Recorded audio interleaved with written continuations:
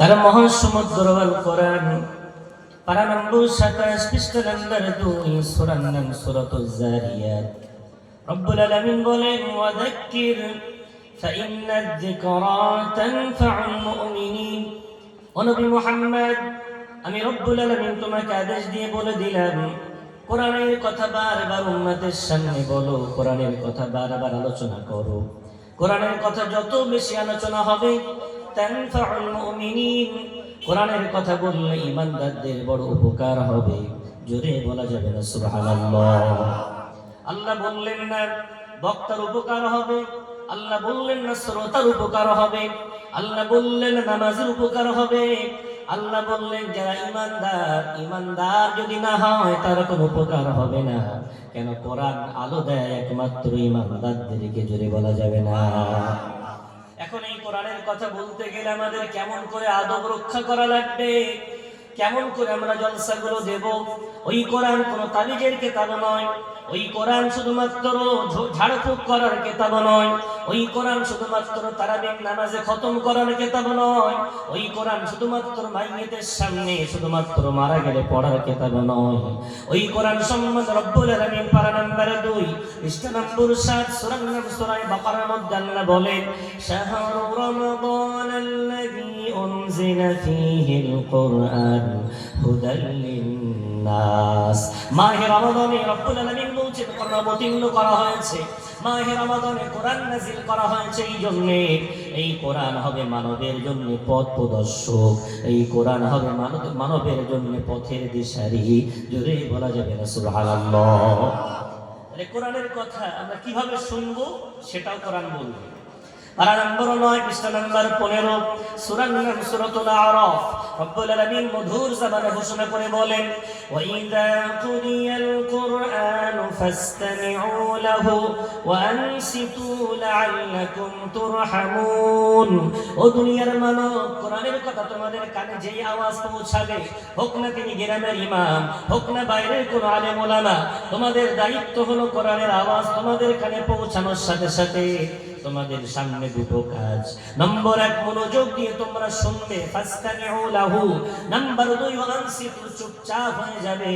আমি আল্লাহ কথা দিলাম লাআল্লাকুম তুরহামুন, তোমাদের উপরে আমি আল্লাহ আমার রহমত নাজিল করা শুরু করে দেব। জোরে বলা যাবে না। দুটো দায়িত্ব আমরা পালন করব। নম্বর 1 মনোযোগ দিয়ে শুনবো, নম্বর 2 চুপচাপ থাকবো।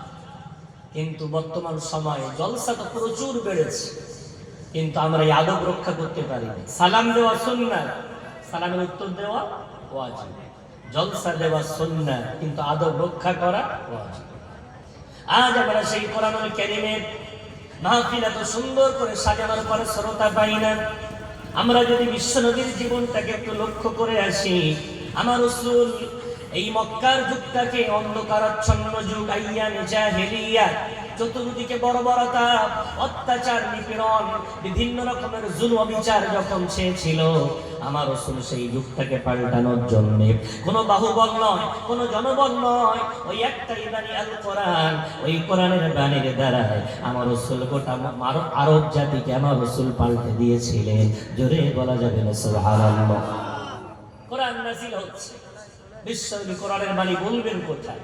কেউ জায়গা দেয় না, কোনো জায়গায় ঠাই পায় না।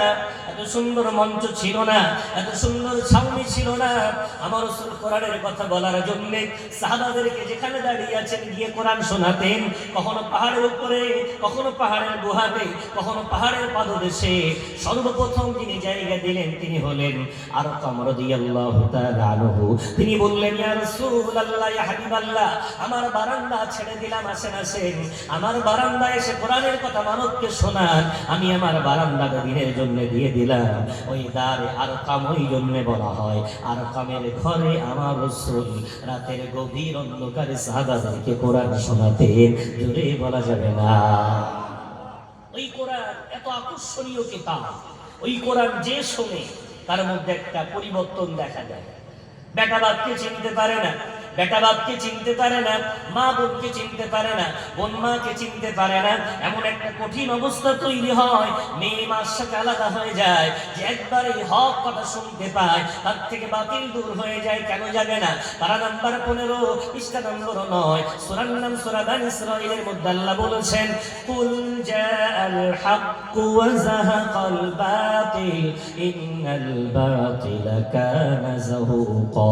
ও নবী মুহাম্মদ বলে দাও সত্যের আগমন যদি ঘটে, মিথ্যা অবশ্যই বিদায় নিয়ে চলে যাবে। কেন? মিথ্যা তৈরি হয়েছে বিদায় নেওয়ার জন্য। মিথ্যা কোনোদিন স্থায়িত্ব লাভ করতে পারে না, মিথ্যা থাকে বটে তবে অস্থায়ী ভাবে।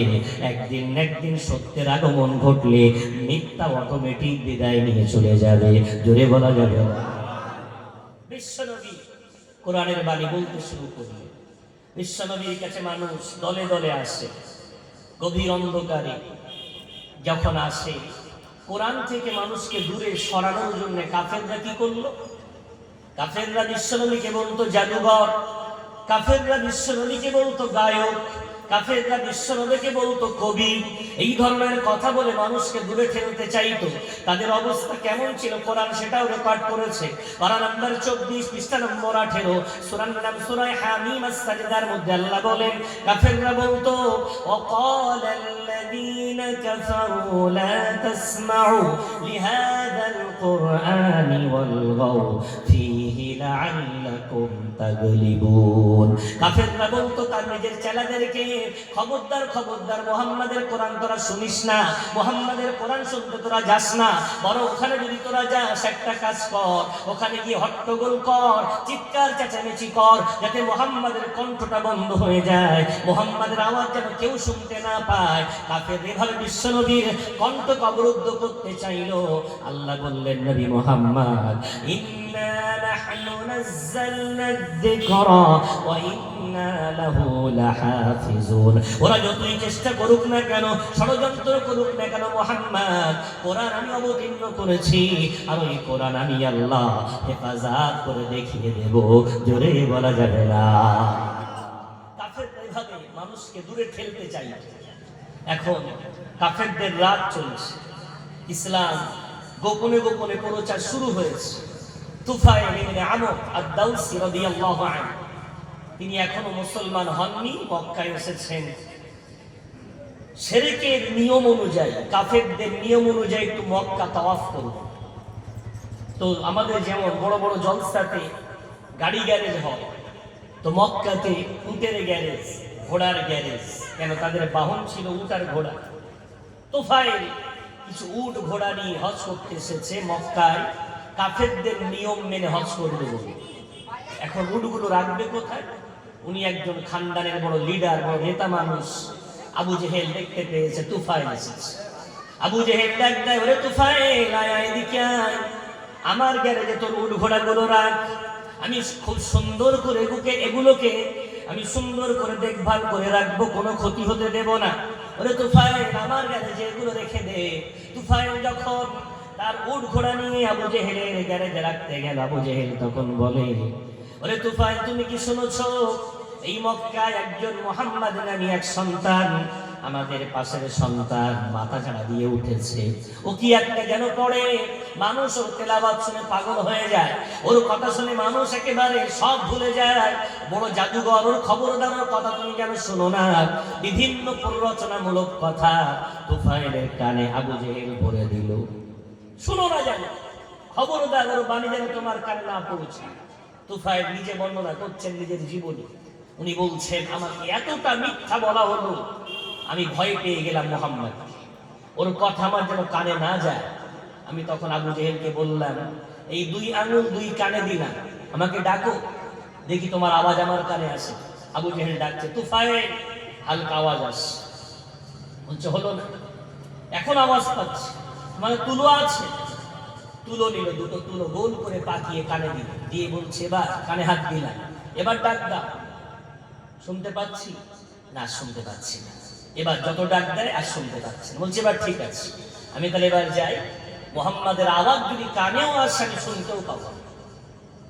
আবু জেহেল বলছে, চমৎকার, যাও তুফাইল, বাইতুল্লাহর তাওয়াফ সেরে এসো। তুফাইল চলে এসেছে বাইতুল্লাহর তাওয়াফ করবে। হাজরে আসওয়াদের সামনে যেই দাঁড়িয়েছে, দেখে মাকাম ইব্রাহিমের সামনে একজন সুন্দর দেহধারী ব্যক্তি বসে কি একটা তেলাওয়াত করছে। জোরে বলা যাবে? বিশ্বনবীর চেহারা দেখে তুফাইল বুঝে নিয়েছে সেই মুহাম্মদ।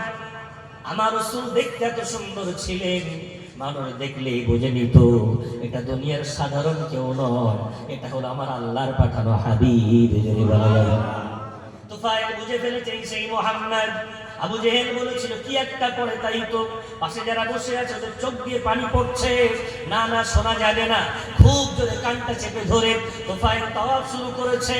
এক চক্কর, দুই চক্কর, তিন চক্কর। তুফাইলের মনের মধ্যে একবার বিরাট ঝড় চলে এলো, বিরাট নিজের মনের মধ্যে একটা বিরাট তোলপাড় শুরু হয়ে গেল। তুফাইলের মন বলছিল, তুফাইল আবু জেহেল বলল তুই মেনে নিলি, একবার শুনে তো দেখতে পারতিস কথাটা ঠিক না বেঠিক, একবার তো শুনে দেখতে পারতিস কথার মধ্যে কোনো ভুল আছে কিনা। তুই তো একটা সরদারের, তুই তো একটা খানদানের নেতা। তুফাইলের মনের সাথে যখন ঝগড়া শুরু হলো, ও মনের কাছে হার মেনে গেল। ও বলল তাই তো একবার শুনে দেখা যাক। ব্যাস, এই মনের কথা শুনে শুধু কান থেকে আঙুলটা সরিয়েছে। বিশ্বনবীর তেলাওয়াত যেই কানে পড়েছে, গোটা গায়ের লোমগুলো তুফাইলের খাড়া দিয়ে উঠেছে। একটু জোরে বলা যাবে? কোরআনের তেলাওয়াতের জন্য কোনো মিউজিক লাগে না, কোনো বাজনা লাগে না। কোরআন অটোমেটিক আমার আল্লাহর কালাম, শুনতে অটোমেটিক সুন্দর। কে বলবে? আমরা বাঙালি, আমরা হয়তো কোরআন বুঝি না, শোনেন না। إذا السماء انفطرت وإذا الكواكب انتثرت وإذا البحار فجرت وإذا القبور بعثرت علمت نفس ما قدمت وأخرت شنين والشمس وضحاها والقمر إذا تلاها والنهار إذا جلاها والليل إذا يغشاها شنين فلا ينظرون إلى الإبل كيف خلقت وإلى السماء كيف رفعت وإلى الجبال كيف نصبت وإلى الأرض كيف سطحت। শুনবে আর শুনবে, বান্দার চোখ দিয়ে টপ টপ করে পানি পড়বে, অন্তর বলে দেবে এটা মানুষের কালাম নয়, এই কালামটা আমার আল্লাহর নাজিল করা কিতাব। একটু জোরে বলা যাবে না? তুফাইলের কান শুনে ফেলেছে, ও আর থাকতে পারে না। ওর মনের মধ্যে একটা বিরাট ঝড় শুরু হয়ে গেছে। অতি দ্রুত তাড়াতাড়ি তাওয়াফ সেরে বিশ্বনবীর সামনে বসে পড়েছে, নত জানু হয়ে বসে কোরআন শুনে নিয়েছে। তুফাইল শুনতে শুনতে চোখ দিয়ে টপ টপ করে পানি পড়ে। আর বিলম্ব নয়, বিলম্ব নয়। ও মুহাম্মদ, বন্ধু দিয়া দাইকা হাত দুটো বাড়িয়ে দাও না। কি পড়লে তোমার দলে আসা যায়, কি পড়লে মুসলমান হওয়া যায়। তুফাইল সব ভুলে গেছে, আবু জেহেলের প্ররোচনা সব ভুলে গেছে। তুফাইল বিশ্বনবীর সামনে বসে হাত দুটো বাড়িয়ে দিয়ে পড়ে নিলেন, লা ইলাহা ইল্লাল্লাহু মুহাম্মাদুর রাসূলুল্লাহ। বলে বলা যাবে না? তুফাইল ইসলাম গ্রহণ করেন। বিশ্বনবী কোরআনের দ্বারা এক দুজন নয়, হাজার হাজার সাহাবা দিন পেয়েছে। কোনো বাহুবল নয়, জনবল নয়, লাঠি নয়, বারুদ নয়, জোরপূর্বক নয়, শুধু কোরআন। এরপরে দাঁড়ে আরকামের রাসূল কোরআন শোনাচ্ছে। মক্কার একজন কোটিপতির সন্তান, বাপও কোটিপতি, মাও কোটিপতি। নাম কি? মুসআব ইবনে উমাইর রাদিয়াল্লাহু আনহু। মুসআব নামটা মনে রাখেন। মাও কোটিপতি, বাবাও কোটিপতি, একমাত্র সন্তান, এত ধনী ঘরের সন্তান। মুসআবের জুতাগুলো ভিন দেশ থেকে অর্ডার করে আনা হয়, মুসআবের গায়ের কাপড়গুলো অন্য দেশ থেকে অর্ডার করে আনা হয়। মক্কার দোকানের কাপড় মুসআব পরে না, কেন? কোটিপতির সন্তান। হঠাৎ মুসআবের কানে পৌঁছেছে মুহাম্মদ নাকি কি একটা তেলাওয়াত করে। মা অনেক ভয়ঙ্কর রূপী, মা অনেক কঠিন। মুসআব তাই কি করলেন? রাতের গভীর অন্ধকারে টুক টুক টুক টুক করে বিশ্বনবীর দরবারে গিয়ে আস্তে আস্তে বসে পড়লেন কোরআন শোনার জন্য। মুসআব কোরআন শুনতে শুনতে মনের মধ্যে তার তোলপাড় শুরু হয়ে গেল। বাড়ি আসছে, মুসআবের জীবন একদম পরিবর্তন। একটু জোরে বলা যাবে? মার মনে সন্দেহ হয়েছে, আমি আগেই বলেছিলাম সত্য এলে মিথ্যা বিদায় নেবে। মুসআব বাড়ি এসে চালচলন পাল্টে গেছে। কদিন যেন অন্যরকম ভাব। মায়ের সন্দেহ, আশেপাশের মানুষকে জিজ্ঞাসা করলো, মানুষরা বলল হ্যাঁ মুসআব তো নাস্তিক হয়ে গেছে। ও তো মুহাম্মদকে মেনে নিয়েছে। মুসা দুনিয়ায় কাউকে ভয় করে না, মাকে বিরাট ভয় করে। হঠাৎ মা মুসাকে ডেকে বলছে, রে মুসা, তুই কি মুহাম্মদকে মেনেছিস? তুই কি নাস্তিক হয়ে গেছিস? ওরে মুসা, সত্য কথা বল, তুই কি মুহাম্মাদের কাছে গিয়ে বায়াত হয়ে এসেছিস? মুসা রাদিয়াল্লাহু আনহু জীবনে মিথ্যা বলতে পারবে না, কেন মুসলমান হয়ে যাওয়ার পর সে আর মিথ্যা বলতে পারে না।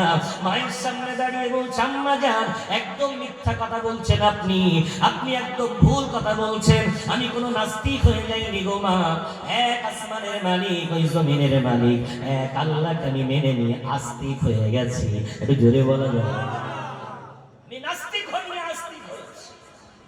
মা বলছে, তবে রে, চেনা মা অচেনা হয়ে গেল, হিংস্র মূর্তি হয়ে গেল। মুসাদের গায়ের পোশাক খুলে নেওয়া হলো, সব আরাম সুখ সব কেড়ে নেওয়া হলো। ওই ঘরটা, যে ঘরটা মুসাদের বিরাট আরামদায়ক ঘর, ওই ঘরটা মুসাদের জন্য এখন জেলখানা বানিয়ে দেওয়া হলো। ঠিক মতো খেতে দেওয়া হয় না, ঠিক মতো পড়তে দেওয়া হয় না। মুসাব সব কষ্ট সহ্য করতে পারে, কিন্তু বিশ্ব নবী থেকে মুসাব দূরে থাকতে পারে না। একবার বিশ্ব নবীকে যে ঈমান নিয়ে এনেছে, একবার রাসূলের প্রতি যে বিশ্বাস স্থাপন করেছে, সে জীবনে সব ছাড়তে পারলেও রাসূল ছাড়তে পারবে না। মুসাব খায় না, মুসাব রাতে ঘুমায় না, সব কষ্ট সহ্য হয়, কিন্তু বিশ্ব নবী থেকে দূরে মুসাব থাকতে পারে না। তাই রাতে ক্রন্দন করে। একদিন এক দাসকে ডেকে বলছো, রে দাস, তুই তো আমাকে কাঁধে করে করে ঘুরে বেড়াতিস, আমাকে একটু দরজাটা খুলে দে না, আমাকে পালাতে সাহায্য করে দে না।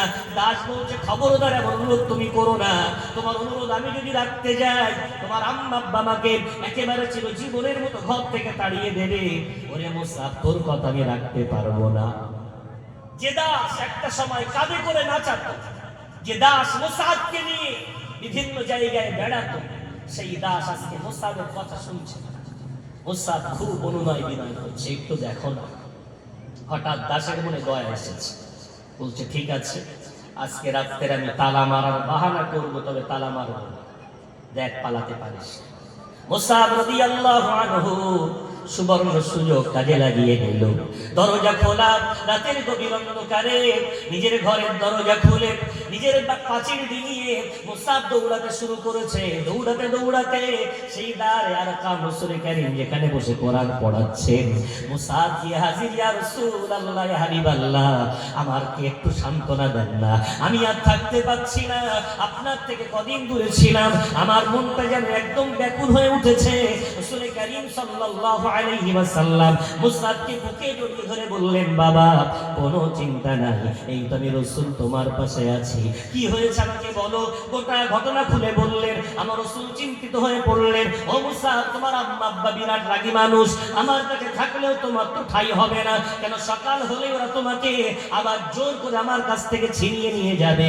ও মুসাব, এক কাজ করো, হাবশার দিকে একটা কাফেলা রওনা হয়েছে, ওদের সাথে হাবশায় চলে যাও, তবে আম্মা আব্বা তোমাকে আর ধরতে পারবে না। যাও, হাবশায় চলে যাও। মুসাব রাসূলের হাত ধরে কাঁদছে, ইয়া রাসূলুল্লাহ, হাবশায় না হয় চলে গেলাম, কিন্তু আপনাকে তো পাবো না, সেই কষ্ট তো আমার আবার থাকে। রাসূল বলছেন, যাও বাবা, এখন তো যাও। গেলেন, রাসূলের কথা শুনে গেলেন, কিন্তু মুসাব থাকতে পারলেন না।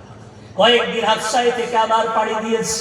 বিশ্ব নবীর কাছে এসে সালাম দিয়ে বলছে, ইয়া রাসূলুল্লাহ, ইয়া হাবিবাল্লাহ, হুজুর, সব কষ্ট সহ্য করে নেব, মক্কার অত্যাচার সব সয়ে নেব, কিন্তু আপনার থেকে আমাকে দূরে পাঠাবেন না। ইয়া রাসূলুল্লাহ, আপনাকে ছেড়ে আমি মুসাব যে থাকতে পারি না।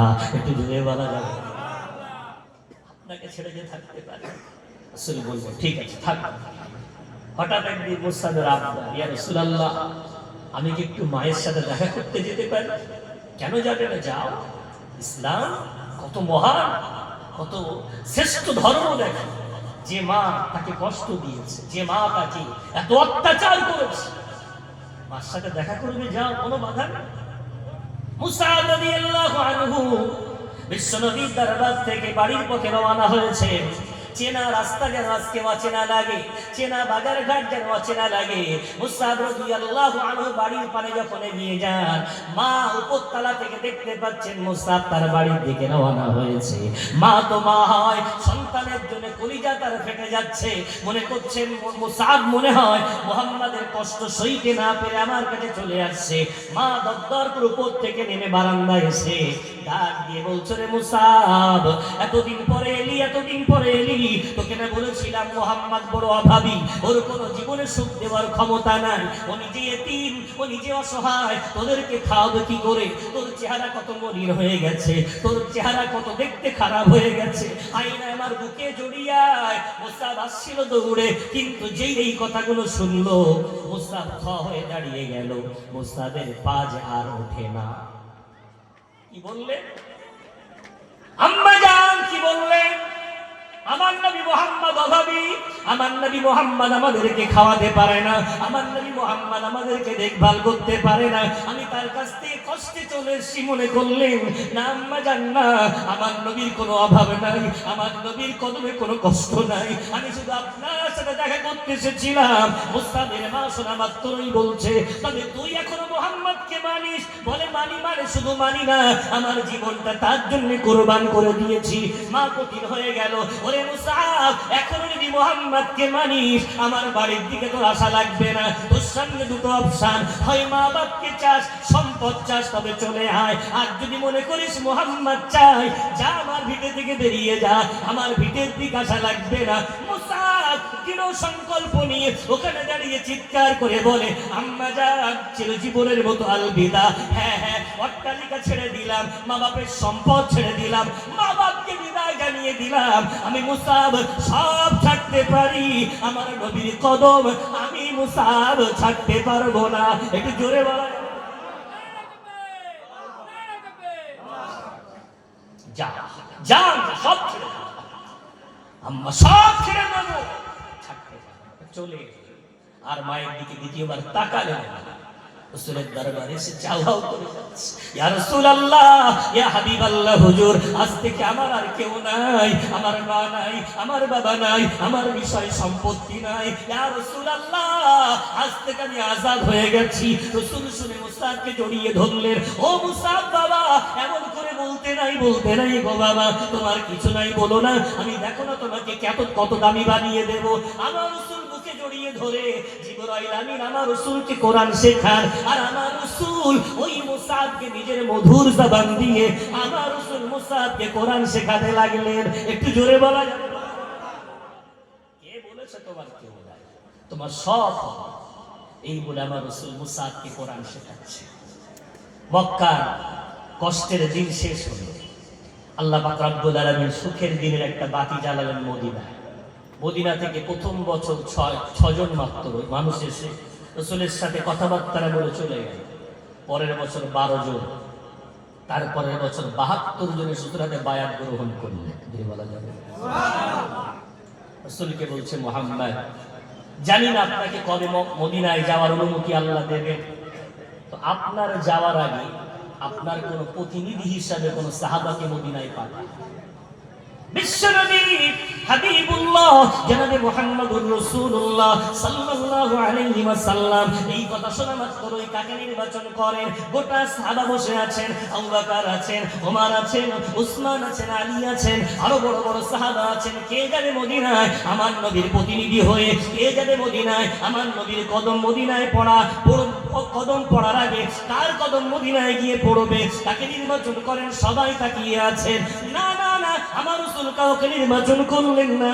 আমার রাসূল চিৎকার করে বললেন, ও মুসআব, কোথায় তুমি? যাও না যাও, মদিনার মানুষের সাথে চলে যাও, আমার কদম পড়ার আগে ওই মদিনায় আমার প্রতিনিধি হিসাবে মুসআবের কদম মোবারক পড়বে। একটু জোরে বলো। যাও মুসআব, তোমাকে মদিনায় প্রতিনিধি হিসাবে পাঠিয়ে দিলাম। মুসআব গেলেন মদিনায়। রাসূল মক্কায় যে কাজটা করতেন ওই কাজটাই মুসআব মদিনায় শুরু করলেন। কারোর বারান্দায়, খেজুর বাগানে, কোনো বাজারে মানুষ পেলেই তাদের কোরআন শোনে। এখন মদিনার এক লিডার, নাম তার উসাইদ ইবনে হুযাইর, বিরাট একটা শক্তিশালী লিডার, বড় একটা খানদানের নেতা। তার কিছু সঙ্গীর সাথে গিয়ে বলছে, সাইদ, মক্কা থেকে মুহাম্মাদের এক অনুসারী এসেছে, এসে আমাদের সব বিভ্রান্ত করছে, কি একটা নতুন বাণী শোনাচ্ছে, মানুষ সব পাগল হয়ে যাচ্ছে।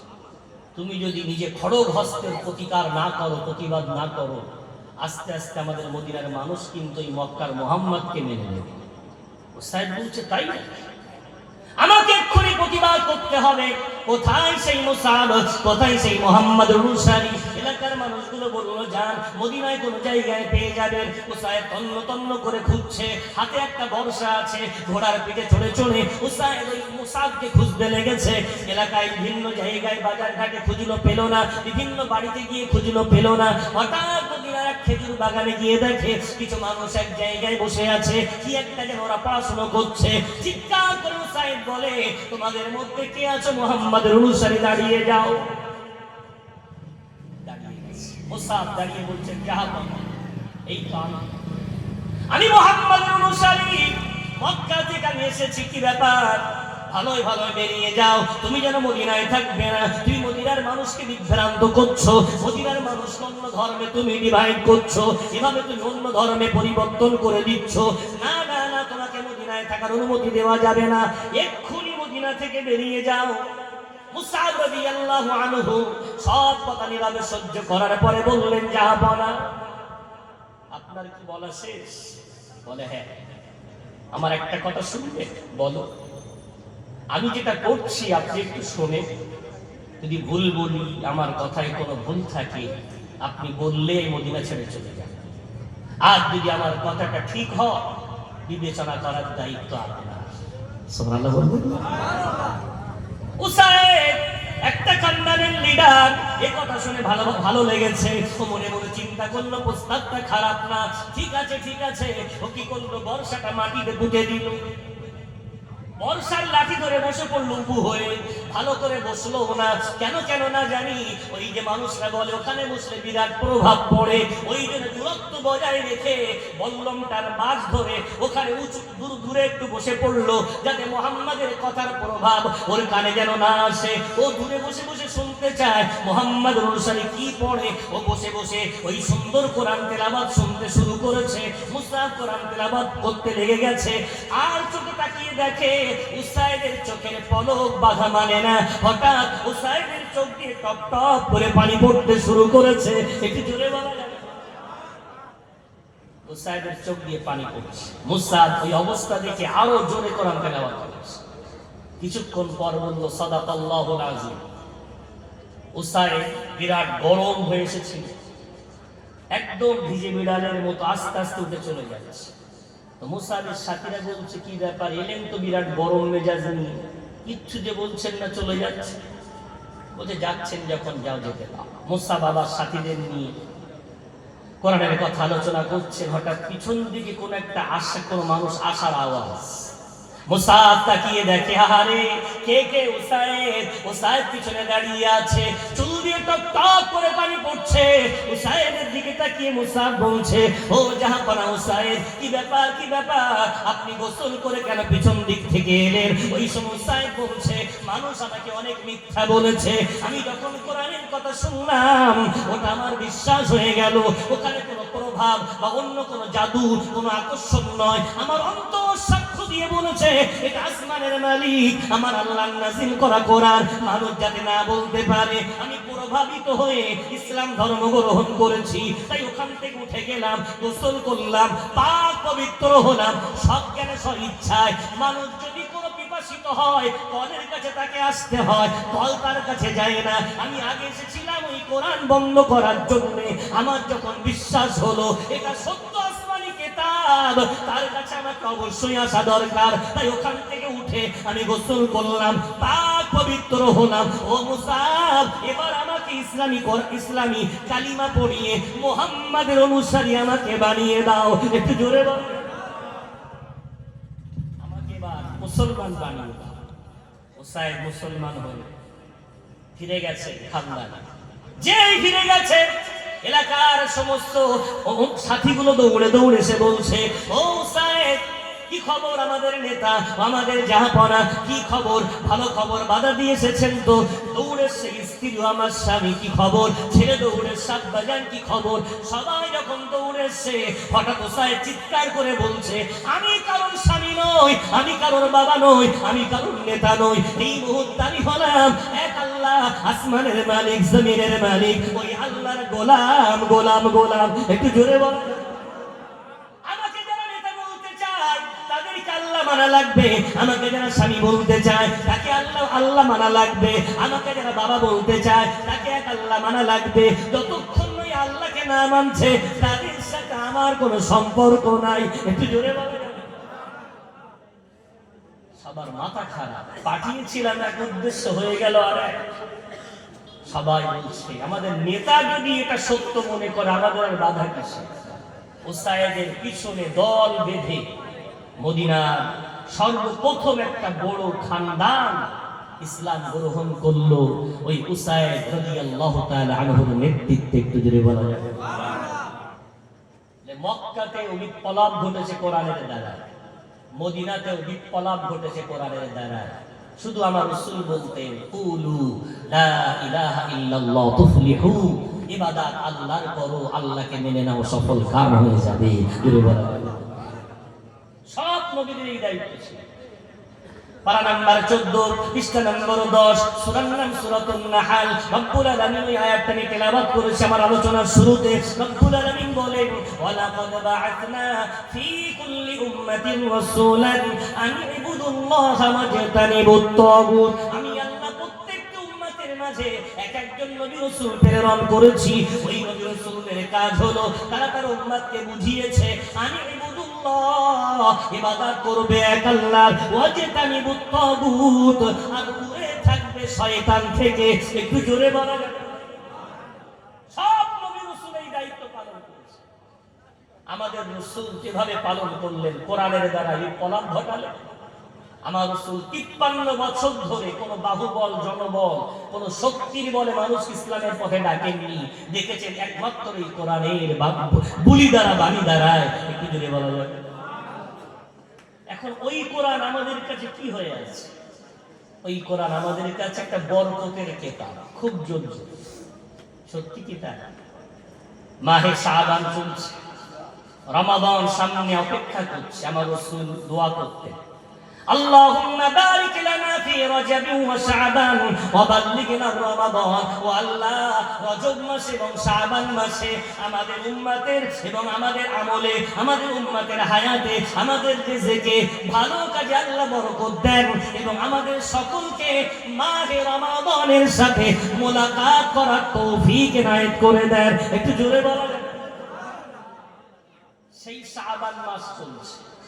এখন আমরা সেই কোরআনটা কি করেছি? একটা বরকতের কিতাব, তাবিজের কিতাব, সম্মানের কিতাব বাড়ির তাকে তুলে রেখেছি। আমি প্রথম এলাম, এটা জগৎপুর না গ্রামটা, আমি আপনাদের কাছে প্রথম এলাম। নামটা অনেক চমৎকার আপনাদের গ্রামে। জগৎ বলা হয় পৃথিবীকে, আর পুর বলা হয় পূর্ণ। ছোট্ট গ্রাম, নাম দিয়েছেন পূর্ণ পৃথিবী। হ্যাঁ, পূর্ণ হতে পারবে যদি এই কোরআনকে একটু কাছে নিতে পারে। আল্লাহ পৃথিবীর মধ্যে সর্বশ্রেষ্ঠ তাদেরকেই বানিয়েছে যারা কোরআনের সাথে একবার লেগে গেছে। যদি বলা যাবে, আমি আপনাদের কাছে বিনয়ের সাথে অনুরোধ করে যদি জিজ্ঞাসা করি যে আপনাদের মধ্যে কে কে কোরআন পড়তে পারেন, তো আপনাদের মধ্যে বৃহৎ একটা সংখ্যা হাত তুলে বলবেন, হুজুর আমরা কোরআন পড়তে পারি না। আমি আপনাদের লজ্জা দেওয়ার জন্য আসিনি। ও দাদুর দল, ও বাবাজির দল, ও ভাইয়ের দল, পদ্মার আড়ালে বসে থাকে আমার আম্মা, আমার মা বোনদের দল, আমি আপনাদেরকে লজ্জা দেব না। আজকে আপনাদেরকে আশা যোগাবো, আমি আপনাদেরকে নিরাশ করব না। অবশ্যই আপনি কোরআন পড়তে পারবেন। আমি একটা রাস্তা একটুখানি বলে দিয়ে যাই, একটু আপনাদের কাছে অনুরোধ করে যাই। যদি মানে আমার সাথে কিয়ামতের দিন দেখা হবে না, কিন্তু আল্লাহর কসম খেয়ে বলছি ওই কোরআন আপনার জন্য শাফাআতকারী হবে। একটু জোরে বলা যাবে। কি করবেন? জীবনে অনেক কোরআন দান করেছেন, বিভিন্ন মাদ্রাসা, বিভিন্ন মক্তবে, বাপ মারা গেছে, মা মারা গেছে, তাদের নামে কোরআন দান করেছেন, অনেক দান করেছেন। জানেন ওই কোরআনগুলো দান করার পরে আপনার সেই দানের কোরআনগুলো বাচ্চারা পড়ে কিনা? জানাও নেই, কি হয় তাও খবর রাখেন না, আল্লাহ ভালো জানেন। এখন দান অনেক করেছেন, নিজের জন্য একটা কোরআন কিনেছি। যদি বলি কোরআন আছে আপনার জন্য, মোবাইল আছে, হ্যাঁ আছে। এখন বিরাট সমস্যা, না রাখি উপায় নেই। ছেলে মেয়ে ফোন করে, বিভিন্ন ব্যাংকের বইয়ের জন্য লিঙ্ক, গ্যাসের লিঙ্ক, এটা লিঙ্ক সেটা লিঙ্ক, এখন খুব ঝামেলা হতো। ওই আধার কার্ডের সাথে লিঙ্ক করতে হচ্ছে, খাদ্য সুরক্ষা কার্ডের লিঙ্ক করতে হচ্ছে। মোবাইল একটা ছেলে কিনে দিয়েছে 5,000 টাকা। আচ্ছা, 5,000 টাকার মোবাইল ব্যবহার করে না, কোরআন কেনেননি, কত দাম? খুব সুন্দর একটা কোরআনের দাম হচ্ছে 500 টাকা, 450 টাকা। কি করবেন? হুজুর আমি কোরআন কিনে কোরআন তো পড়তে পারি না। না বাবাজি, আজ থেকে আর বলবেন না কোরআন পড়তে পারেন না। আমি যদি আপনার বয়সের অনেক ছোট হই, নাতি মনে করে নেন। যদি আর একটু ছোট হই, ভাই মনে করে নেন। সমবয়সের বন্ধু মনে করে নেন। আমি আশ্বাস দিয়ে বলছি, আপনি কোরআন পড়বেন, পড়বেন ইনশাআল্লাহ। আর কোনোদিন বলবেন না কোরআন পড়তে পারি না, আমি আরবি জানি না। একদম ঠিক, আপনি আরবি জানেন না। আম্মা আব্বা আপনাকে মাদ্রাসায় দিতে পারিনি, মাদ্রাসায় পড়ার সৌভাগ্য আপনার হয়নি, কিন্তু তারপরেও আপনি একজন মুসলমান ঘরের সন্তান। মুসলমান ঘরে জন্ম নেওয়ার কারণে আপনার কয়েকটা সূরা কিন্তু মুখস্থ আছে। কারো সূরা ফাতিহা মুখস্থ, কারো সূরা কাউসার মুখস্থ, কারো সূরা ইখলাস, কুল হুয়াল্লাহু আহাদ মুখস্থ। আমার বাবাজিদের মধ্যে অনেক ভাই বাবাজি, কারো 3টা, কারো 5টা, কারো 7টা, কারো 10টা অটোমেটিক এই সূরাগুলো শুনে শুনে মুখস্থ করেছেন। একটু জোরে বলা যাবে? এখন এই সূরাগুলো তো কোরআন, এই সূরাগুলো কোরআন নয়, এগুলো তো কোরআন। আমি ওপেন চ্যালেঞ্জ করে বলছি, কোন মুফতিকে জিজ্ঞাসা করবেন, হুজুর গোটা কোরআনের 30 পারা, 6666টা আয়াত, কোন আয়াতের মধ্যে আমার আল্লাহ কি বলেছেন কোরআন খতম করা ফরজ? উত্তর না না না। কোন মুফতিকে জিজ্ঞাসা করেন, আমার রাসূলের লক্ষ লক্ষ হাদিস, কোন হাদিসের মধ্যে রাসূল কি বলেছেন কোরআন খতম করা ফরজ? না না না, কোরআন খতম করা ফরজ নয়। এখন প্রশ্ন করে বলেন, হুজুর কোরআন পড়া কি ফরজ? হ্যাঁ হ্যাঁ, পারা নাম্বার 29, পৃষ্ঠা নাম্বার 16, সূরার নাম সূরা মুজাম্মিল। রব্বুল আলামিন বলেছেন, ফাকরাউ মা তায়াসসারা মিনহু। ও দুনিয়ার বান্দা বান্দি, কোরআন থেকে যতটুকু তোমার সহজ মনে হয় ততটুকুই তেলাওয়াত করো। ততটুকু তেলাওয়াত করা আমি আল্লাহ ফরজ করে দিয়েছি। জোরে বলো, যতটুকু পারেন ততটুকু। তাহলে সূরা ফাতিহা মুখস্থ আছে, জীবনে কোরআন কেনেন, আগামীকাল একটা কোরআন কিনে নেবেন। মাহে রমজান আসছে, আর কয়েকদিন বাদেই আসবে গোনা মাফ করার মাস। দাদুরা, চাচাজিরা, ভাইয়েরা কোরআন কিনে ইমাম সাহেবের কাছে যাবেন, এলাকার কোন হাফেজের কাছে যাবেন, গিয়ে বলবেন, বাবা আমার সূরা ফাতিহা মুখস্থ আছে, কোথায় গো সেই সূরা ফাতিহা খুলে দাও। হুজুর খুলে দিয়ে, সেইটা হলো সূরা ফাতিহা। আচ্ছা আমার মুখস্থ আছে, কারণ আঙুলটা লাগিয়ে দাও না। সূরা ফাতিহাতে 7টা আয়াত আছে, 7টা আয়াত একদিন নিলে আপনি শেষ করতে পারবেন না, পড়তে পারবেন না। কেন? আপনি আরবি জানেন না। না না, কত কষ্ট করার দরকার নাই। আপনি একটা কাজ করেন, 7টা আয়াতকে 7 দিনে ভাগ করে নেন। একদিন একটা আয়াত পড়বেন, প্রথম আয়াতের মধ্যে 4টি শব্দ আছে। হুজুরকে বলেন, হুজুর আমার আঙুলটা একটু লাগিয়ে দেন। আঙুলটা নেন আর ওখানে লাগান, আলহামদুলিল্লাহি রাব্বিল আলামিন, আলহামদুলিল্লাহি রাব্বিল আলামিন, আলহামদুলিল্লাহি রাব্বিল আলামিন। একবার, দুবার, তিনবার, চারবার, বারবার আঙুল দেন আর বলতে থাকেন আলহামদুলিল্লাহি রাব্বিল আলামিন। একবার, দুবার, চারবার, 5বার পড়তে পড়তে আলহামদুলিল্লাহ। আপনি আরবি জানেন না তো কি হয়েছে? কোনটা আলহামদু, কোনটা লিল্লাহি, কোনটা রাব্বিল, কোনটা আলামিন, অটোমেটিক আপনি শিখে যাবেন। একটু জোরে বলা যাবে? দুনিয়াতে একজন নবী এসেছিলেন, নবীটার নাম মুসা কালিমুল্লাহ। কি নাম বললাম? মুসা কালিমুল্লাহ। কালিমুল্লাহ কেন বলা হয়? উনি আল্লাহর সাথে কথা বলতেন বলে বলা হয় কালিমুল্লাহ।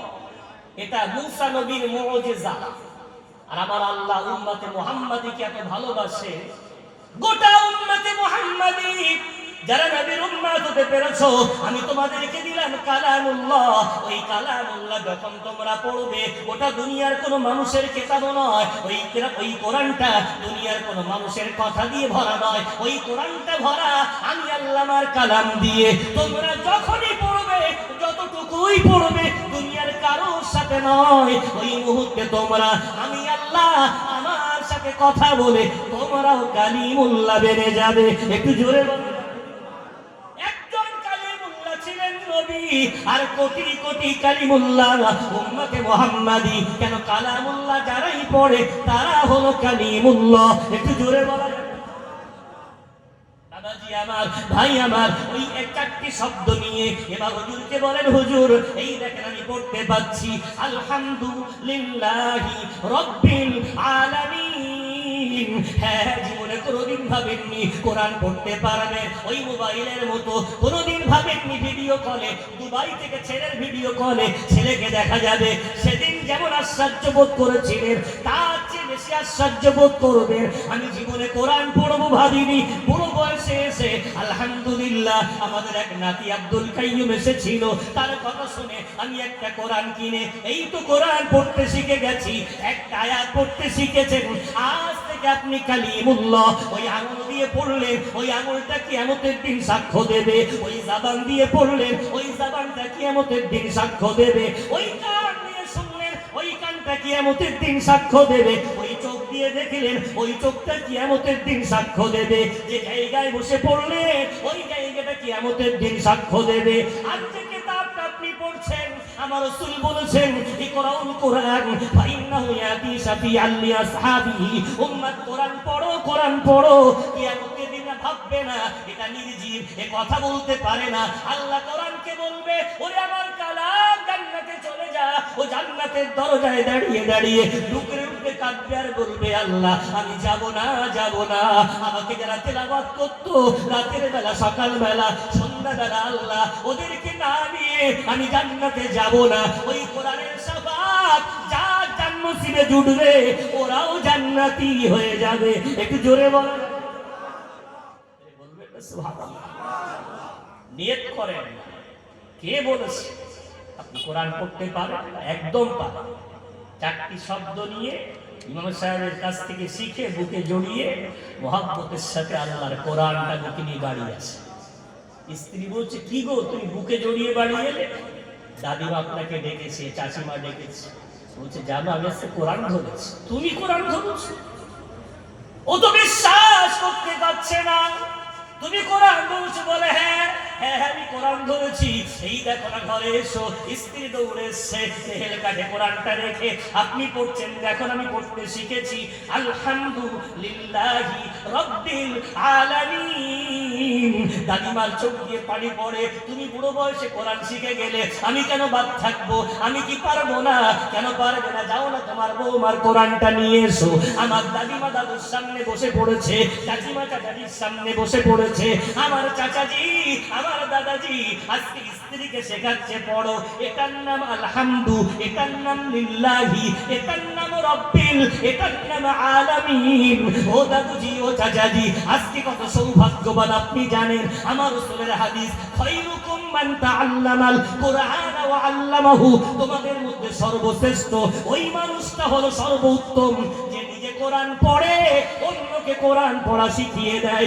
একটু জোরে বলা যাবে? আজ থেকে আপনি সাধারণ ব্যবসায়ী নন, সাধারণ রিক্সা চালক নন। রাসূল বলছে আপনি হলেন এই মুহূর্তে শ্রেষ্ঠ বান্দাদের মধ্যে একজন শ্রেষ্ঠ বান্দা। জোরে বলা যাবে? দাদু কোরআন পড়ে, দাদিমা কোরআন পড়ে। নাতিটা কোথায় খেলা করছিল, দৌড়ে এসেছে। ও দাদু ভাই, আজকে বাজার থেকে এসে, মসজিদ থেকে এসে আমাকে কোলে নিলেন না, কি করছেন আপনি? ওই দাদুটা নাতিটাকে কোলে বসিয়ে নিয়েছে। ও দাদু ভাই দেখো না, আমি এবং তোমার দাদিমা কোরআন পড়তে শিখেছি। ছোট্ট নাতিটাকে শিক্ষা দেয়, বলো না আমার সাথে আলহামদুলিল্লাহি রাব্বিল আলামিন। ওই ছোট্ট নাতিটা দাদুর কাছে আলহামদু শিখে গেল। ও দাদুর দল, ও দাদিমার দল, কপাল আপনাদের খুলে গেল। একদিন কবরে চলে যাবেন। কখন ইমাম সাহেব সবরসানি করবে, কখন আমির সাহেব বাড়ি এসে কোরআন তেলাওয়াত করবে, অপেক্ষায় আর থাকতে কাঁদতে হবে না। ওই নাবিদ একদিন বড় হবে, ও যখনই নামাজে দাঁড়াবে, ও যখনই এই সূরা ফাতিহা পড়বে, ওর দুনিয়ার প্রথম শিক্ষক আপনি। কেন? আপনি ওকে আলহামদুলিল্লাহ রাব্বিল আলামিন শিখিয়েছিলেন। সুতরাং যতবার ওই আয়াতটাও পড়বে, ওর সওয়াবগুলো প্রথম পৌঁছাবে দাদা দাদির কবরে। একটু জোরে বলা যাবে? বলেন সুবহানাল্লাহ। এই কোরআন সমাজে বিপ্লব ঘটাতে পারে। এই কোরআন ইমানদারদের জীবনের মধ্যে বিরাট আলো আনতে পারে। এই কোরআন আমার সমাজের মধ্যে অন্যায়কে দূর করে দিতে পারে। আজ আমরা সেই কোরআন, রাসূল যেভাবে মক্কার অন্ধকার দূর করেছিলেন, নিজে নিজে যদি মনে করি অন্ধকার দূর করবো, পারবো না। কারণ আমার রাসূল হলেন আমাদের সবচেয়ে বড় আদর্শ। একটু জোরে বলেন। তিনি সেই অন্ধকার যদি দূর করতে পারে কোরআন দিয়ে, আমরা কেন পারবো? আমরাও পারবো। প্রথম টার্গেট নেন, আমরা প্রত্যেকেই ইনশাআল্লাহ আগামী কাল থেকে এভাবে কোরআন পড়া শুরু করব। কোনো ভয় খাওয়ার দরকার নেই। একটা করে আয়াত পারবেন না, চারটে করে শব্দ পারবেন না, আঙুল দিয়ে দিয়ে আলহামদুলিল্লাহি রাব্বিল আলামিন হোক না। এক সপ্তাহ লেগে যাক সূরা ফাতিহা শেষ করতে, সমস্যা না। এক সপ্তাহ কেন, 2 সপ্তাহ লেগে যাক, সমস্যা না।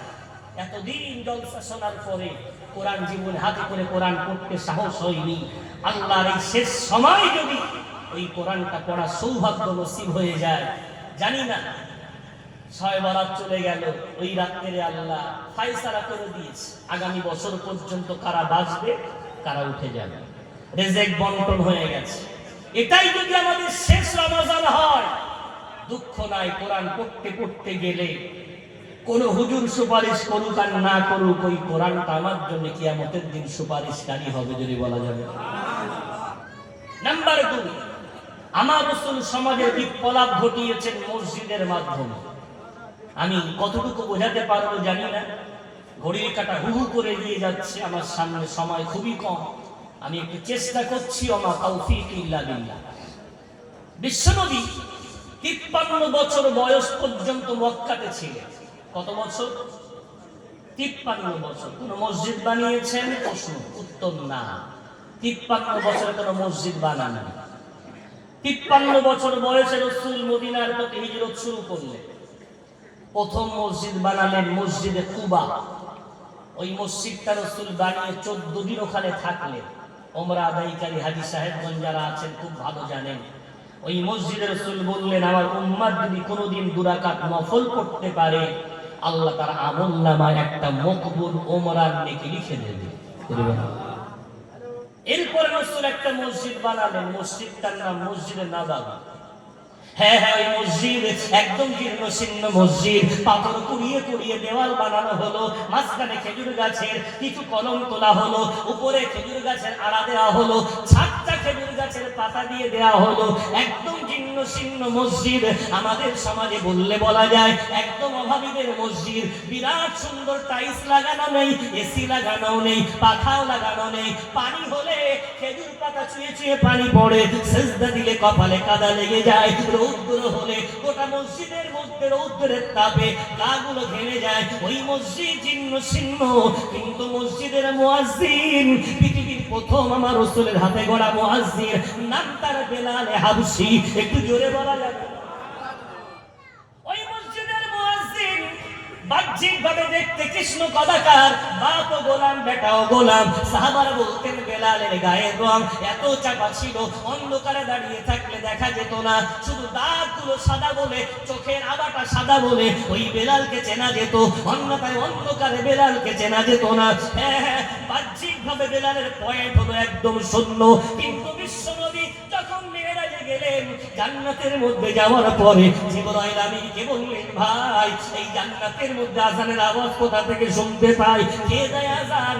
জিবরিল আমিন বলছেন, ও মুহাম্মদ, কোন ফারিস্তার আযান নয়, ওই আযান দেয় আপনার প্রিয় সাহাবা কৃষ্ণ কদাকার, বাহ্যিকভাবে যার বিরাট সম্মান নাই, কিন্তু অন্তরটা তো পরিষ্কার। ও যখন জবান দিয়ে বলে আল্লাহু আকবার, আল্লাহু আকবার, ওর অন্তরের সাথে জবানে এত মিল। আল্লাহ সর্বমহান, আল্লাহ সর্বমহান। এই কথা বলার সাথে সাথে ওর অন্তরের সাথে জবানের মিল হয়ে যায়। আমার আল্লাহ থাকতে পারে না, ওর কণ্ঠটার মধ্যে কোনো মাইক্রোফোন নেই, কোনো মাইক নেই, লাউড স্পিকার নাই, তারপরে আওয়াজটা কেমন আল্লাহ সাত আসমান ভেদ করিয়ে সিদরাতুল মুনতাহা পার করিয়ে জান্নাতের মধ্যে আল্লাহ ওই আওয়াজকে একটু বাজিয়ে দেয়। একটু জোরে বলা যাবে? বেলা দেখতে কৃষ্ণ কদাকা, কিন্তু কণ্ঠ পৌঁছে যাচ্ছে জান্নাতে। মসজিদের মুয়াজ্জিন এত দামি, মসজিদের ইমামকে, ইমাম হলেন সাইয়্যিদুল মুরসালিন ইমামুল আম্বিয়া। মসজিদ জীর্ণ শীর্ণ, রাসূল ইমাম, বেলাল আযান দিয়েছে, রাসূল মিম্বারে দাঁড়িয়ে গেছেন, নামাজ পড়াচ্ছে।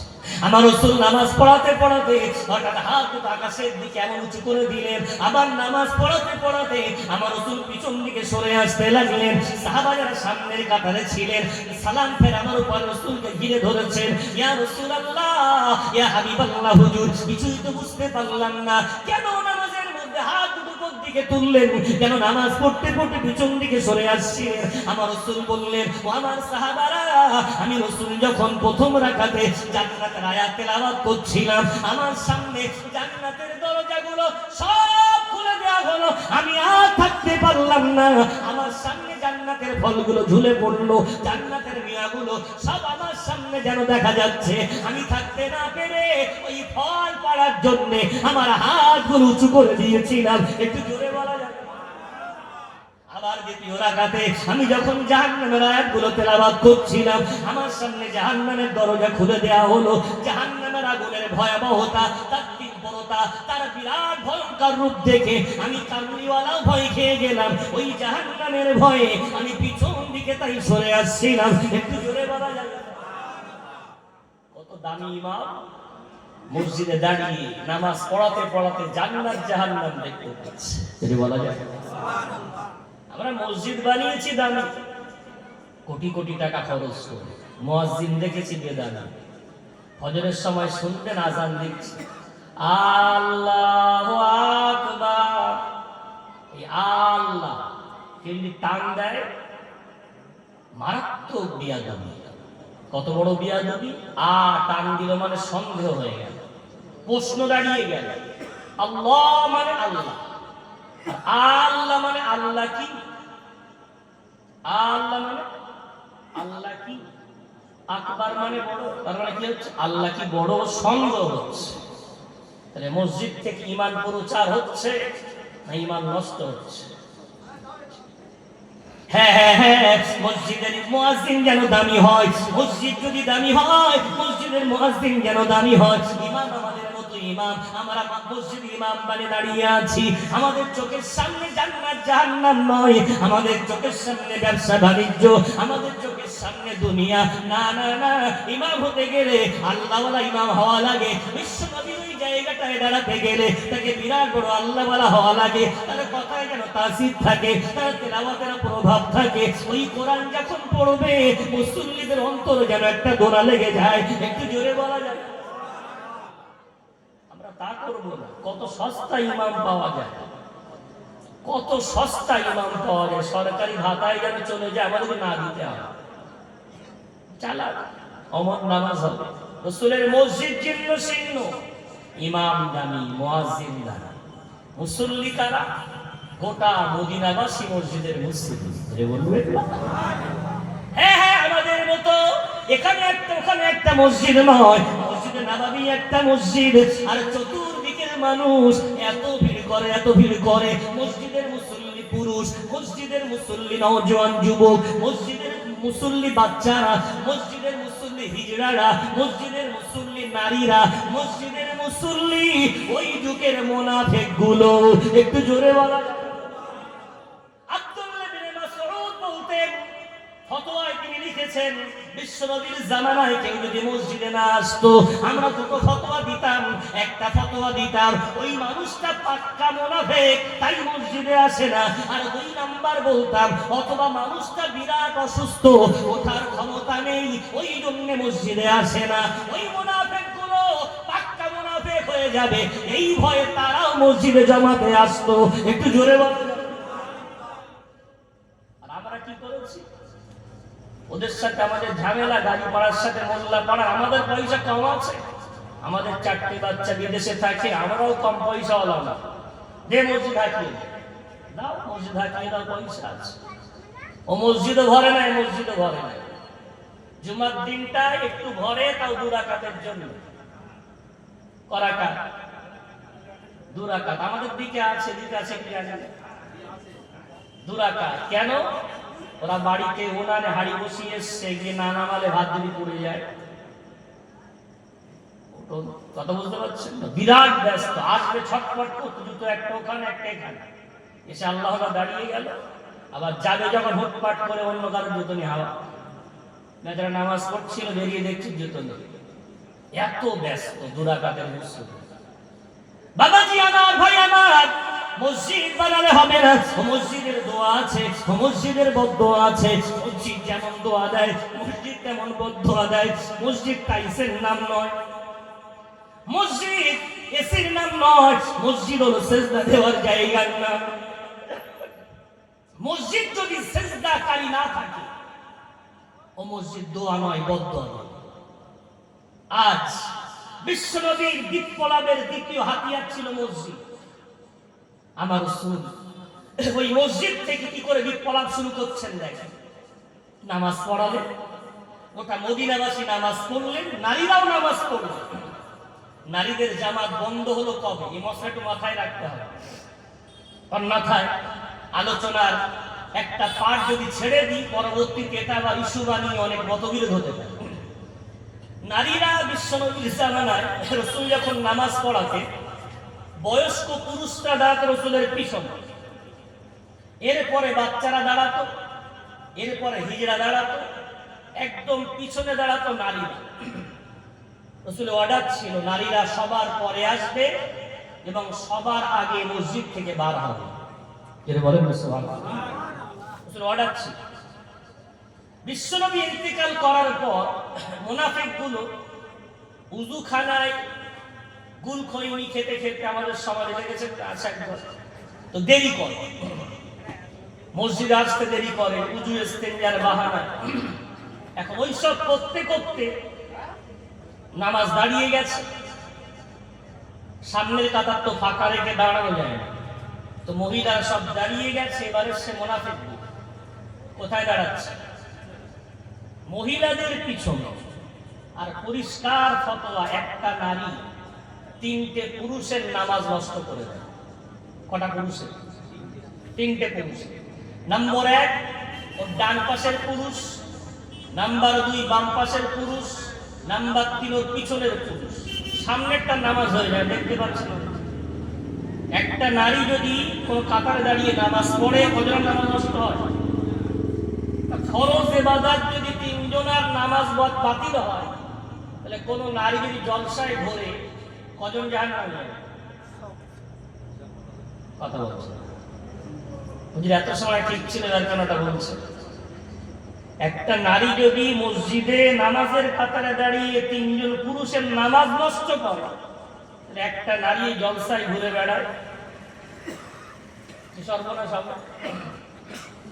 বাবাজি আমার, আম্মা জান আয়েশা রাদিয়াল্লাহু তাআলা আনহা এই দৃশ্য দেখার পরে তিনি খুব রেগে গেলেন।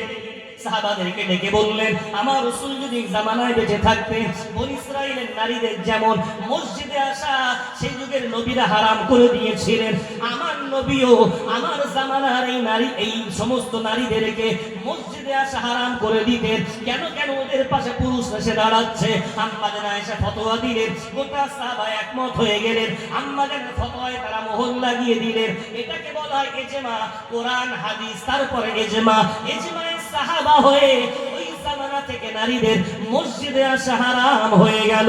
জোরে বলা যাবে, আর নারীরা মসজিদে যায়। এখন বিশ্বনবীর মসজিদ, আমি যেটা বলার জন্য এগিয়ে এসেছি, নামাজ হয়ে গেছে। নামাজ পড়ালেন আমার নবী, আযান দিলেন বেলাল রাদিয়াল্লাহু আনহু। নামাজি কারা? ওটা মদিনাবাসী। নামাজ হয়ে গেছে, এবার ওই মসজিদটা হয়ে গেল মাদ্রাসা। যদি বলবেন না সুবহানাল্লাহ। আমরা যদি বলি ভাই একটা মাদ্রাসা করবো, তো কেউ জমি দিচ্ছে না, হুজুর কোথায় জায়গা পাবো, কোথায় মাদ্রাসা করবো? আর ইসলাম অভাবের সাথে শুরু হয়েছে। কাজের লোকের আবার জায়গার অভাব। আমার রাসূল দারে আরকাম থেকে কোরআন শুনিয়ে কোরআনকে আল্লাহ কোরআনের দ্বারাই মুসলমানদের হেদায়েত দিয়েছে। এখন জায়গা নেই, মসজিদটাই মাদ্রাসা দিলে হবে না। মাদ্রাসার শিক্ষক আমার নবী মুহাম্মদ সাল্লাল্লাহু আলাইহি ওয়াসাল্লাম, মাদ্রাসার ছাত্র আমার রাসূলের ওই সমস্ত মুসল্লিগুলো আমার রাসূল তাদেরকে হালকা করে বসিয়েছেন। তুমি বলো ওযুর ফরজ, তুমি বলো গোসলের ফরজ, তুমি শোনাও কালিমা, তুমি পড়ো কোরআন। আমার রাসূল গোল করে সাহাবাদেরকে দিন শিক্ষা দিচ্ছেন। এক সাহাবা জামাত ধরতে পারেনি, ও বারান্দায় সাইডে এসে নামাজ আদায় করছেন। আমার রাসূল পড়াচ্ছেন বটে, সাহাবার নামাজের দিকে তীক্ষ্ণ নজর। মুসল্লির নামাজ ঠিক হয় কিনা তার নামাজ ঠিক করার দায়িত্ব ইমামের। একটু জোরে বলা যাবে?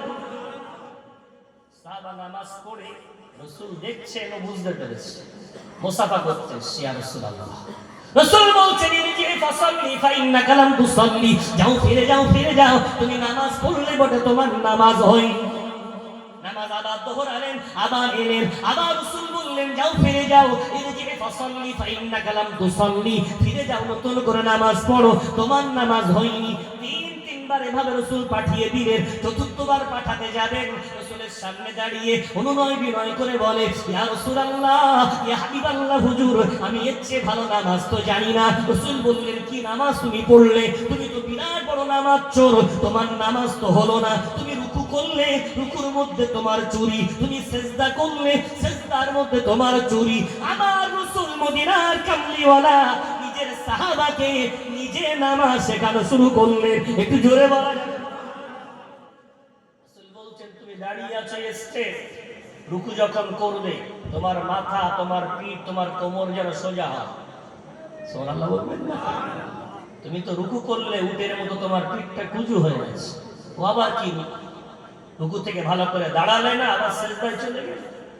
স্টেপ দাঁড়াও, চিৎকার করে বলো রব্বানা লাকাল হামদ, পাল্লেটাও বলো হামদান কাসীরান তাইয়িবান মুবারাকান ফি। তুমি দুই সিজদা দিলে, সিজদার মধ্যে তো ব্যস্ততা কেন?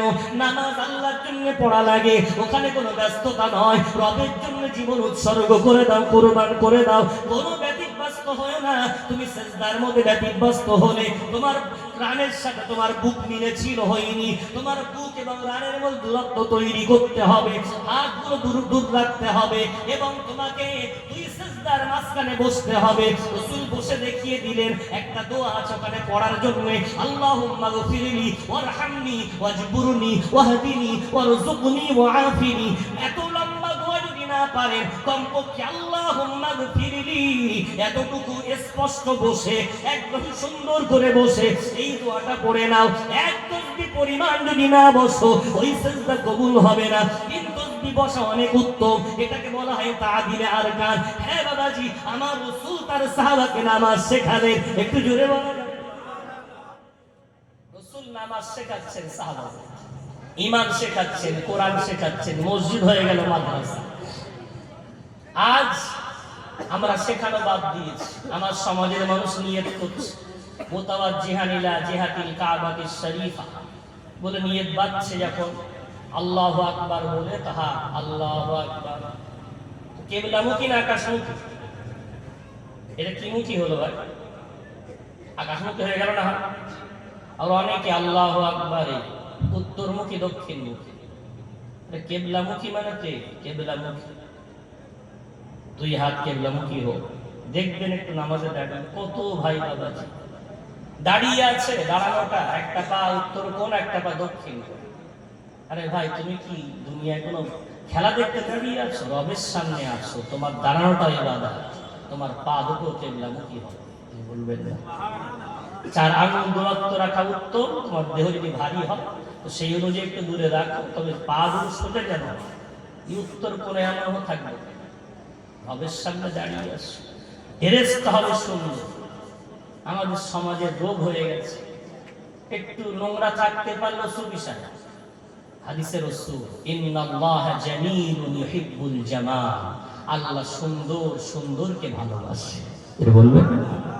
কোরআনের আয়াত 8 পারা 14 পৃষ্ঠা সূরাতুল আ'রাফ রব্বুল আলামিন বলছেন, ইয়া বানি আদম খুযু যিনাতাকুম ইনদা কুল্লি মসজিদ। 8 পারা 13 পৃষ্ঠা সূরা আ'রাফ একদম প্রথম নম্বর আয়াত। আল্লাহ পাক রব্বুল আলামিন বললেন, ও বনু আদম, আল্লাহর সামনে যখন তোমরা দাঁড়াবে সুন্দর পোশাক পরে দাঁড়াও,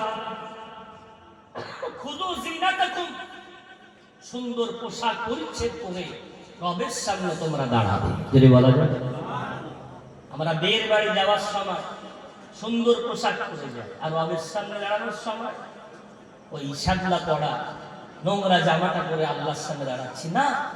রবের সামনে ভালো পোশাক রাসূল শিখিয়েছে। বাবাজি বিশ্বনবীর মাদ্রাসায় ছুটি হয়ে গেল, সাহাবাদেরকে কোরআন শেখালেন, নামাজ শেখালেন। ওই মসজিদটা এবার হয়ে গেল খানকা। যে বলবেন না, এখন মনে হতে পারে আমার এলাকায় তো খানকা নেই। কেন নেই? কেউ জমি দেয় না, কোনো পিসায় বাসে না। আরে ভাই, মসজিদটাই আমার রাসূল খানকা বানালেন। রাসূল হলেন ওই মসজিদ, ওই খানকার পীর সাহেব। যেটা বলবেন, আর মুরিদ কারা? ওই মসজিদের মুসল্লি সাহাবা। যেটা বলবেন, খুব সাবধান, এমন একটা সময় চলছে। আমার সমাজের কিছু ভাই অনলাইন বক্তা দেখে বিভ্রান্ত। রিসেন্ট দেখা যাচ্ছে মসজিদে যাচ্ছে, মাথায় এক টুপি নেই, বলে টুপি পরা বেদাত। নামাজের পরে আর মোনাজাত করছে না। কি ব্যাপার হচ্ছে? মোনাজাত করা বেদাত। এত শরিয়াত বুঝে গেছে ওরা। বায়াত হওয়া বেদাত। বাবাজি কোরআনুল কারীমের আয়াত রেকর্ড করে রাখেন, পারা নম্বর 26, পৃষ্ঠা নম্বর 11, সূরার নাম সূরা ফাতিহা। রব্বুল আলামিন বলছেন, ইন্নাল্লাযীনা ইউবাইউনাকা ইন্নামা ইউবাইউনাল্লাহ ইয়াদুল্লাহি ফাওকা আইদিহিম। ও নবী মুহাম্মদ, যারা তোমার হাতে বায়াত গ্রহণ করে ওদেরকে বলে দাও ওরা আসলে তোমার হাতে নয়, ওরা হলো প্রকৃতপক্ষে আমি আল্লাহ, আমার একটি কুদরতি হাতে ওরা বায়াত করে। ওই হাতটা তোমাদের হাতের উপরে আমি আল্লাহ বিশ্বভাবে রেখে দিই। একটু জোরে বলেন। এই যে বায়াত অর্থ কি? বায়া বিউ বিআতান ওয়া বাইআতান, এর অর্থ হলো বিক্রি করা। কি বিক্রি করব? আমি নিজের ইচ্ছায় না চলে আজ থেকে আমি আল্লাহর নবীর ইচ্ছায় চলবো, তাই আপনার কাছে আমি বায়াত হয়ে গেলাম। যদি বলা যায় নিজের ইচ্ছায় না চলে আল্লাহর নবীর ইচ্ছায় চলার অঙ্গীকার করা, এটা বিক্রি করার নাম হলো বায়াত। এখন বিশ্ব নবীর হাতে আসছেন সাহাবার বায়াত, বায়াত নেই বলে আমরা নিজেকে কি মনে করি? মুসলমান। আরে ভাই, মুসলমান আর মুমিন কতটা পার্থক্য জানেন? ঈমান বলা হয় অন্তরের বিশ্বাসকে, আর মুসলমান বলা হয় বাস্তবায়ন করাকে। যদি বলবেন, ঈমান ভিতরে থাকে, আল্লাহকে মানি, হ্যাঁ মানি। তুমি মানো না মানে না? আমি মানি দেখাতে পারবো না, ও মানে না, ও দেখাতে পারবে না। তাই মুসলমান আল্লাহকে মানি, দেখতে পাবে আমি আল্লাহকে মানি কিনা। আযান হলে আমি নামাজ পড়ি। যদি বলবেন না, এই হলো মুসলমান। আমি আল্লাহকে মানি, তার প্রমাণ দেখবে মাহে রমাদান আসলে হাজার কষ্ট রোজা রাখে। যদি বলবেন না, তার ঈমান ভিতরের নাম আর ইসলাম বাইরের তার নাম। অর্থাৎ আল্লাহর ইবাদতগুলো যখন বাস্তবায়ন করে ও তখন হয় মুসলমান। বিশ্বনবী সাহাবাদের কাছ থেকে বায়াত নিতেন এভাবে, বলো আল্লাহ রাসূলের প্রতি ঈমান আনলাম। যেদিন ঈমান আনলে ওই দিন রাসূল বলতেন, বলো আজ থেকে দৈনন্দিন 5 ওয়াক্ত নামাজ পড়ব, বছরে 1 মাস রোজা করব, অর্থ দিলে হজ এবং যাকাত আদায় করব। রাসূল এগুলো ভালো কাজের আদেশ দিলেন। হঠাৎ রাসূল বলছেন, বলো আজ থেকে আম্মা আব্বাকে আর কষ্ট দেবে না। সাহাবা চমকে উঠেছে, ইয়া রাসূলুল্লাহ, আমি আম্মা আব্বাকে কষ্ট দিয়ে আপনি জানলেন কেমন করে? হ্যাঁ, আমার রাসূল এমন ডাক্তার, রোগীর কপাল পড়লে বুঝতে পারে কি রোগী আটকে না। যদি বলবেন, রাসূল বললেন, বলো আম্মা আব্বাকে কষ্ট দাও কিনা? বলে, হ্যাঁ ইয়া রাসূলুল্লাহ, তুমি তো কষ্ট দিই, আজ থেকে অঙ্গীকার করছি আর দেব না। কি করে জানতে পারলেন? আমার আল্লাহ আমাকে জানিয়ে দিয়েছে, তুমি আম্মা আব্বাকে কষ্ট দাও, অঙ্গীকার করো আর কষ্ট দেবে না। হাতে হাত দিয়ে বায়াত করলেন, ইয়া রাসূলুল্লাহ, ইয়া হাবিবাল্লাহ, হুজুর অঙ্গীকার করছি আজ থেকে আম্মা আব্বাকে আর কষ্ট দেব না। একটু জোরে বলা যাবে? আর একজনকে বায়াত করাচ্ছে, বলো আজ থেকে চুরি করবে না। লাফিয়ে উঠেছে, ইয়া রাসূলুল্লাহ, আমি চুরি করি জানলেন কেমন করে? আল্লাহ আমাকে জানিয়ে দিয়েছে। আবার একজন এসছে, বলো আজ থেকে আর মিথ্যা বলবে। আপনি জানলেন কেমন করে? আল্লাহ জানিয়ে দিয়েছে। দেখছেন কত দামি বিশ্বায় বায়াত নিচ্ছে। এক সাহাবা এসছে, খুব দামি ঘটনা, হাদিসের ঘটনা। বলছে বলো আজ থেকে আর জেনা করবে না। জেনার কথা বললে স্বাভাবিক লজ্জার ব্যাপার, কিন্তু বেটা রাসূলকে বলছি, ইয়া রাসূলুল্লাহ ওইটা শুধু বাদ দেন, আমি নামাজ পড়বো, আমি রোজা করবো, হজ করবো, যাকাত দেব, ইয়া রাসূলুল্লাহ আমাকে একটু জিনা করার অনুমতিটা দেন। আমি ব্যভিচার না করলে, জিনা না করলে থাকতে পারি না, ওটা আমার পেশা হয়ে গেছে, ওটা আমার পেশা হয়ে গেছে। ইয়া রাসূলুল্লাহ সব ভালো আমল করবো, ওই কাজটা আমাকে একটু অনুমতি দেন। পাশে ছিলেন ওমর, তলোয়ার বার করেছেন, গদ্দা উড়িয়ে দেবে, তেড়ে গিয়েছেন বিয়াদব রাসূলের সামনে বসে, জিনা করার অনুমতি তুই চাস? রাসূল বলছে ওমর আমি কথা বলছি, তুমি কেন মাঝখানে এলে? চুপচাপ বসো। ওমর চুপ করে বসে পড়েছে। আমার রাসূল এবার ওই বেটাটাকে বলছে, ও আল্লাহর বান্দে দিকে এসো, জিনা করবে? ইয়া রাসূলুল্লাহ ওইটা শুধু আমাকে অনুমতি দেন, সব ভালো। রাসূল এবার বলো তো বাবা, তোমার মায়ের সাথে দুনিয়ার কোন পরপুরুষ যদি এক বিছানায় শুয়ে থাকে তুমি কি করবে? লাফিয়ে উঠেছে, ইয়া রাসূলুল্লাহ ইয়া হাবিবাল্লাহ কি বললেন আপনি? আমার মায়ের সাথে কেউ যদি এমন করে এক বিছানায় দেখতে পায় আমি তাকে দু টুকরো করে দেব। রাসূল বললেন ওই তো ঠিক আছে, এবার বলো তোমার স্ত্রীর সাথে যদি কোন পরপুরুষ এক বিছানায় থাকে তুমি কি করবে? এত রেগে গেছে, বলছি ইয়া রাসূলুল্লাহ তলোয়ার চালিয়ে টুকরা টুকরা টুকরা টুকরা করে দেব, যতক্ষণ গায়ের রাগ না মিটবে, শক্তি না শেষ হবে, ততক্ষণ তলোয়ার চালিয়ে ওর দেহটাকে ছিন্ন বিচ্ছিন্ন করে দেব। রাসূল আবার বললেন বলো তো ওটা যদি তোমার স্ত্রী না হয়ে নিজের মেয়ে হয়? ইয়া রাসূলুল্লাহ এত জোরে তলোয়ার চালাবো ওর গর্দান যেন দূরে গিয়ে ছিটকে পড়ে যায়। রাসূল বললেন বাহ, খুব চমৎকার উত্তর দিয়েছো, এবার বলো তুমি যার সাথে জিনা করবে ও তো কোনো মুমিন ভাইয়ের স্ত্রী, অথবা কোনো মুমিন ভাইয়ের বোন, অথবা কোনো মুমিন ভাইয়ের মেয়ে। ও আল্লাহর বান্দা বলো না, তুমি যদি এত রেগে যাও তাহলে তোমার মুমিন ভাইটার কি রাগ হবে না? তার স্ত্রীর সাথে তোমাকে দেখলে, তার মায়ের সাথে তোমাকে দেখলে, তার মেয়ের সাথে তোমাকে দেখলে আল্লাহর বান্দার চোখ দিয়ে টপ টপ করে পানি পড়ে। ইয়া রাসূলুল্লাহ ইয়া হাবিবাল্লাহ হুজুর আমাকে কেউ এমন করে কোনোদিন বোঝায়নি। ইয়া রাসূলুল্লাহ অঙ্গীকার করছি, বায়াত করছি ইয়া রাসূলুল্লাহ আজ থেকে যতদিন বাঁচবো জিনা তো দূরের কথা, জিনার ধারে পাশে আমি যাব না। একটু জোরে বলা যাবে? বলেন সুবহানাল্লাহ। জিনা তো দূরের কথা, জিনার ধারে পাশে যাব। আমার রাসূল কি করে বায়াত নিচ্ছেন দেখলেন?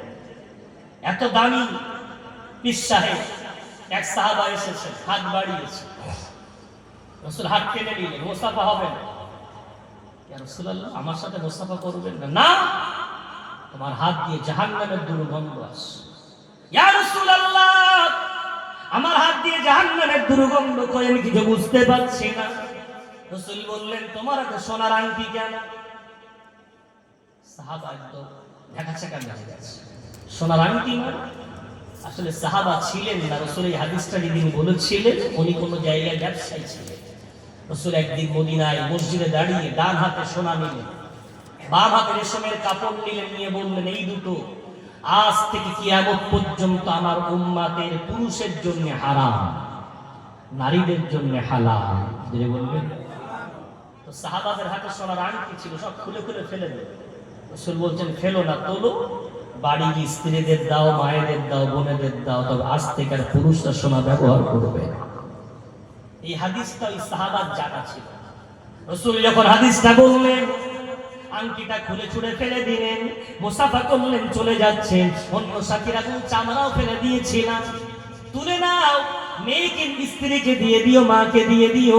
সাহাবা উত্তর শোনেন, কি বললে তোমরা?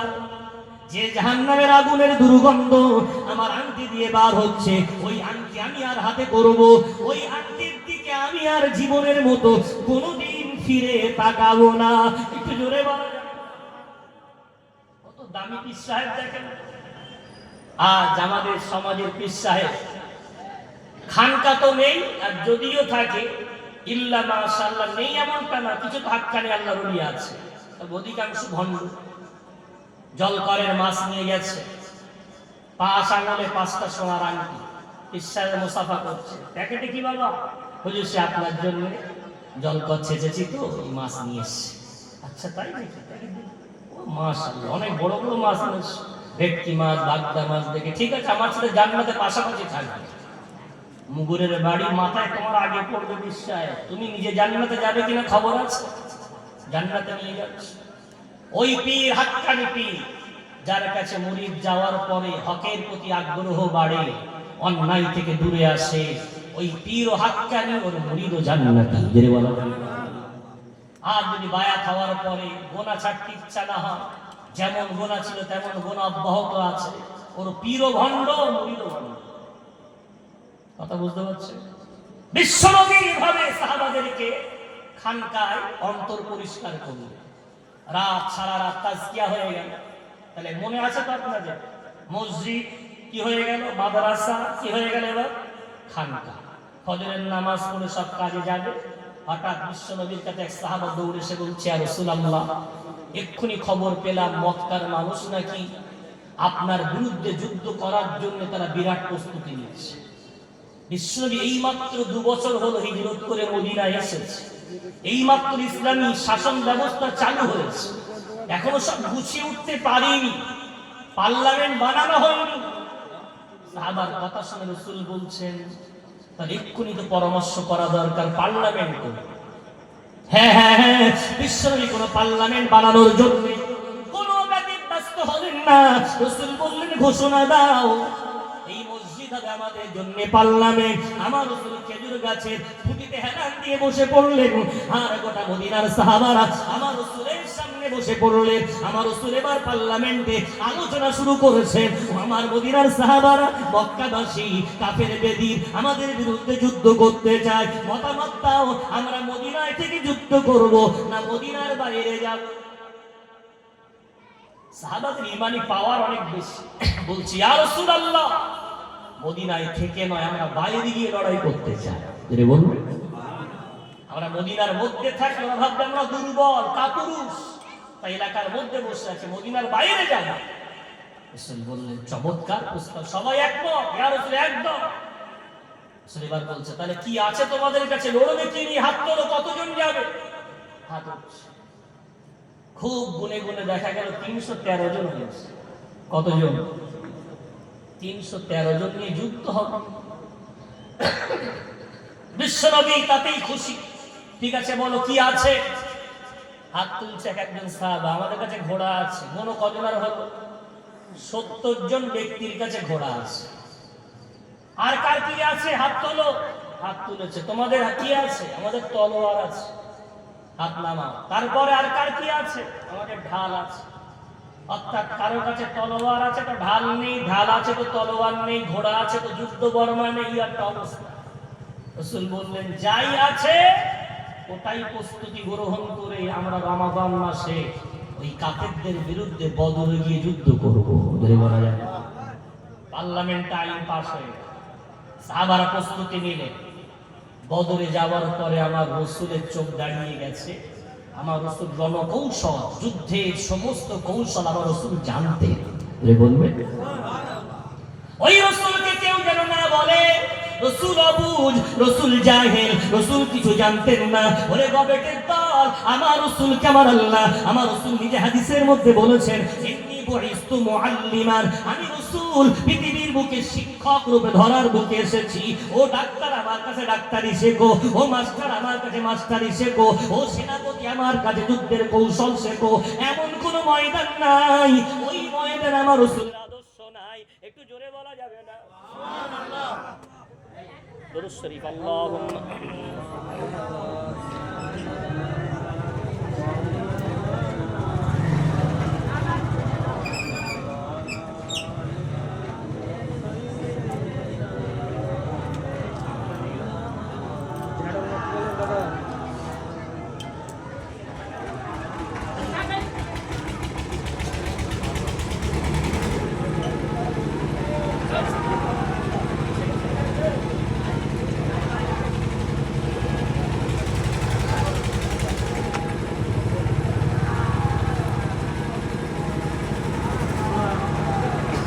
নারাই তাকবীর।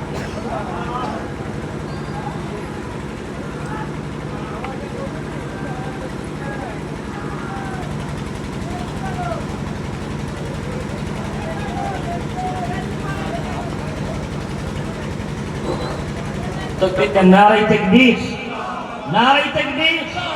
সিলসিলায়ে হক মুজাদ্দিদে জামা, সিলসিলায়ে হক মুজাদ্দিদে জামা।